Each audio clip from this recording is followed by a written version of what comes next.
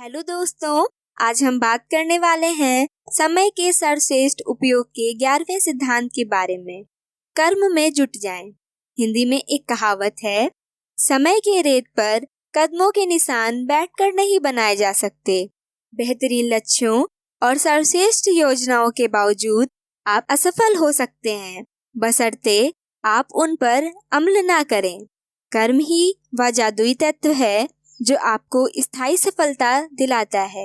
इसलिए समय के सर्वश्रेष्ठ उपयोग का 11वां सिद्धांत है, कर्म में जुट जाएं।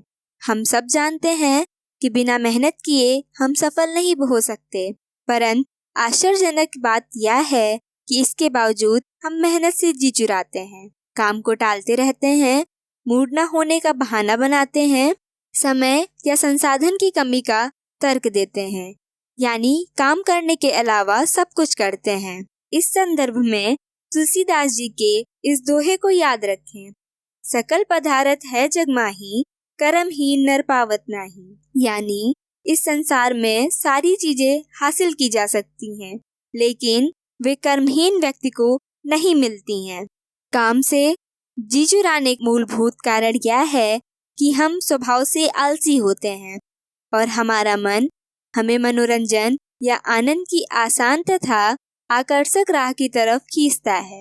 हम यह भूल जाते हैं कि सफलता की राह मुश्किल से भरी होती है, जिस पर चलने का श्रम करने के लिए हमें अपने मन पर काबू पाना होगा, अपनी इच्छा शक्ति को दृढ़ करना होगा और लक्ष्य की तरफ लगातार बढ़ना होगा। हम यह भी भूल जाते हैं कि सफल व्यक्ति अपने मूड के दास नहीं, बल्कि वे उसके स्वामी होते हैं। इस संबंध में सबसे अच्छी सलाह यह है, कोई काम शुरू करते समय अपने मूड की सलाह ना लें, यानी अपने मूड के हिसाब से नहीं, बल्कि अपने लक्ष्य और योजना के अनुसार काम करें।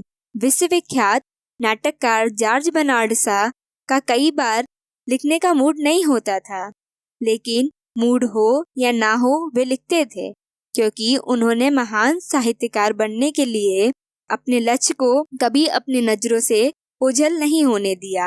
अपने इस लक्ष्य को प्राप्त करने के लिए उन्होंने संकल्प किया कि वे हर दिन 5 पेज लिखेंगे, चाहे उनका मूड कैसा भी हो।